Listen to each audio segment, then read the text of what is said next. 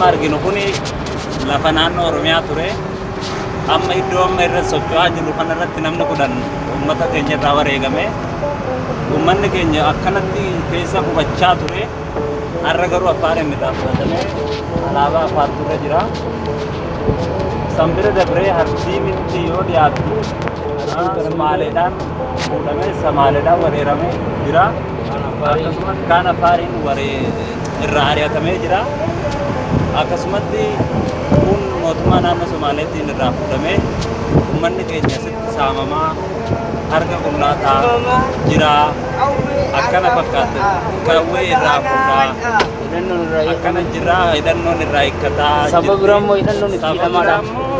Hidhannoon akka gaariitti hidhannoon isaanii full power jaanii godhaa sappoorti godhaa jiranii namoonni keenya kunoo akkana shilee fasala hararratti baasee gurguraa jiran akkana fakkaata. Akkanatti uummanni keenya haala kana keessa jira. Anis har'a karaan deemuuf jira barattoota yuunivarsiitii Samarraa dhufaniif simannaa goonee gara manaatti galaa jirra. Barumsi waan biroos ta'eef akkana fakkaata. Uummanni keenya akkanatti immoo carraa kana keessa jira. Kana keessa jira cilee gurguraa jira. Lafa bal'oo badhaatu immoo Affaarota laata. Hidhannoo isaanii guutatanii uummata keenya cunqursaa jiranii. Uummanni keenya uleen deemaa humna akkuma argitu kana uummanni keenya akkanatti deemaa jira. Akkana fakkaatti naannoo kana amma daangaa makalaakiyaatu jira raayyaa ittisa biyyaa jechuudha jidduu ta'e itti dorgaa jira. Akkana fakkaata walaa alhamdulillah akkana fakkaatti karuman siyaa dachiisa jireetti galatoomee buleessa biyyaa. Karaan waan waraabamee waan dhumuu miti. Karaanis baay'ee dheeraadha waan waraabamee dhumuu miti dachii bal'oodha. Hanga inni ilaaluu dandeessu danda'a. Har'a Affaariif weeraramee jiru kuni immoo akkanatti hidhatama.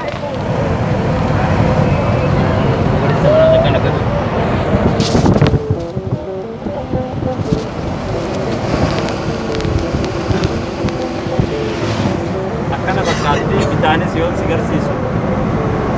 Beektu bariisi.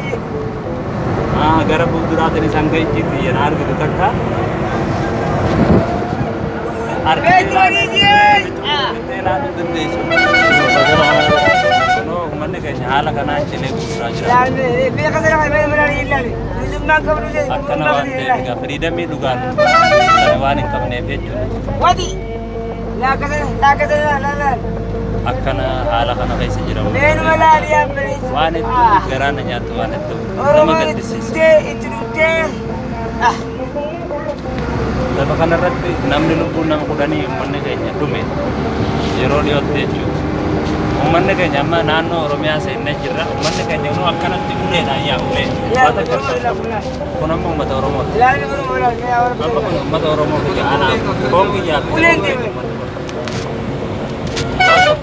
wallahi kare bindu ka wallahi lagi uleedhaan yaa. Wallahi reefu komendi banaaru Affaari. Reefu yoo nuti agarsiisu viidiyoo irratti isa jalqabaa irratti uummanni keenya akkatti ulee yaa'a.